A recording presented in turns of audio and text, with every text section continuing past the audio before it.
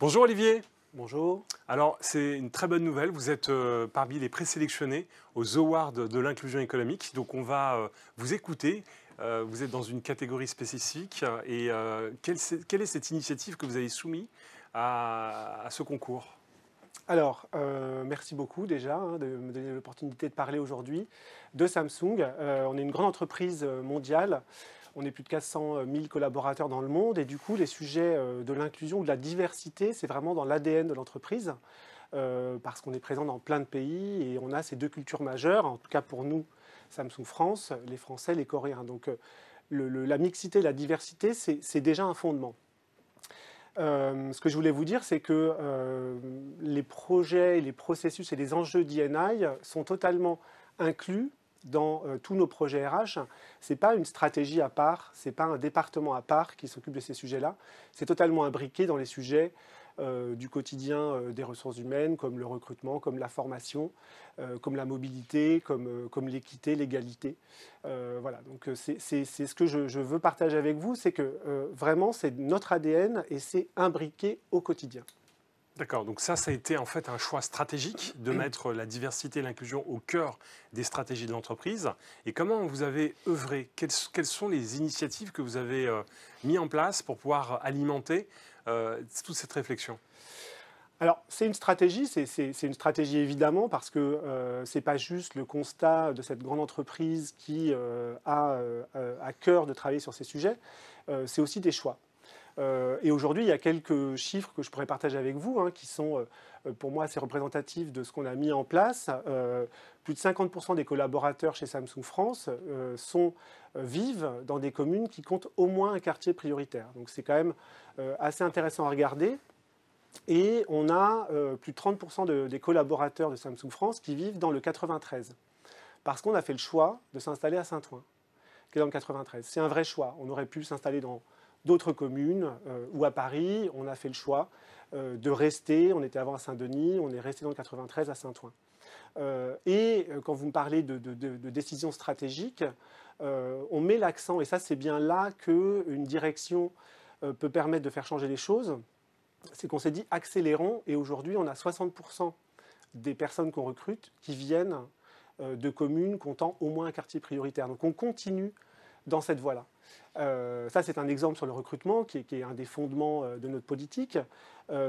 Sur la formation, parce que les sujets, les enjeux autour de la diversité et de l'inclusion, on peut le décréter, mais il faut aussi que ça infuse dans l'entreprise et que vraiment ça prenne sens.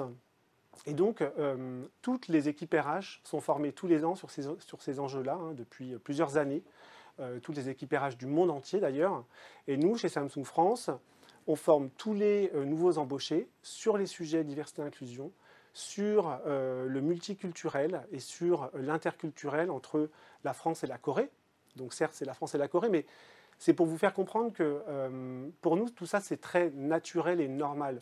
On ne peut pas travailler chez Samsung si on pense que les Français sont mieux que d'autres ou travaillent mieux que d'autres, etc.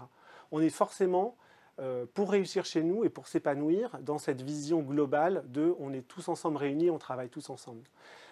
Troisième point très rapide, mais c'est un point important, c'est tout ce qui tourne autour de l'index professionnel femmes-hommes. On a gagné 18 points en 3 ans, donc on a fait plus 18 points, hein, on a 87 points aujourd'hui sur 100. Et ça, c'est vraiment une décision d'entreprise volontariste que de mettre en place des budgets spécifiques pour les femmes. Aujourd'hui, toutes les femmes chez Samsung qui reviennent de congé maternité ou sont en congé maternité au moment des périodes d'augmentation sont augmentées. Parce qu'une femme qui n'est pas augmentée parce qu'elle est en congé maternité au moment où les process se déroulent, elle perd un an. Pour peu qu'elle ait un congé parental, etc., elle peut perdre 2 ans. Et du coup, c'est là que l'écart se creuse avec son collègue qui fait le même travail. Donc ça, c'est vraiment une politique qu'on a mis en place.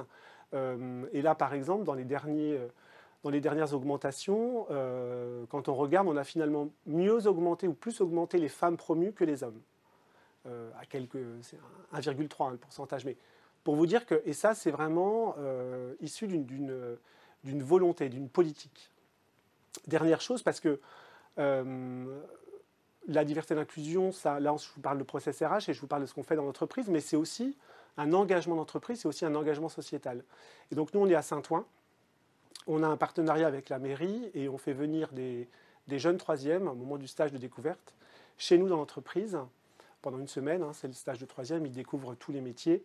On a tous les gens de tous les métiers d'entreprise qui prennent 1 heure pour venir leur faire une présentation, pour leur parler des métiers de Samsung.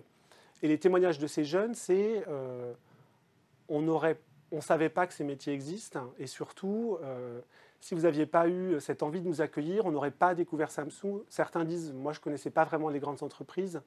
Et ça, c'est juste pour illustrer, pour vous dire que de mon point de vue, et j'y tiens beaucoup, ça ne doit pas être seulement un process RH ou un process à côté des RH, ça doit être global. Parfait, très bien, c'est très clair. Alors la question du jeune serait en quoi en fait Samsung pourrait me garantir d'être reconnu sur mes compétences et mes aptitudes? Alors chez nous, chez Samsung, on va vraiment regarder la carrière d'un collaborateur à travers sa performance. Je vous le disais, on accorde beaucoup d'attention à la formation, au management et à la formation des managers. Et du coup, ça nous permet d'éviter un certain nombre de biais. Quand aujourd'hui on rencontre quelqu'un en entretien, une personne qui postule chez nous, on va regarder son expérience, on va regarder ce qu'elle va nous apporter, on va regarder aussi la manière dont elle se comporte et comment on va fonctionner ensemble dans une entreprise qui est déjà multiculturelle. Parce que, comme je disais tout à l'heure, on est une entreprise dont la maison mère est en Corée. Donc, nous-mêmes en France, on n'est pas coréens. Donc, c'est dans notre ADN, c'est dans notre habitude que de travailler avec des gens de partout.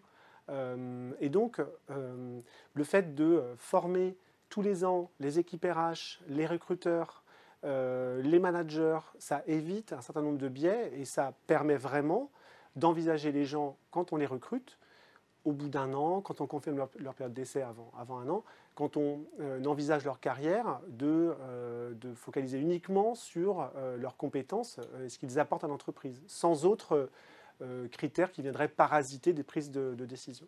Parfait. Bon, bah, écoutez, merci beaucoup Olivier. Je trouve que votre présentation était très convaincante. Merci beaucoup.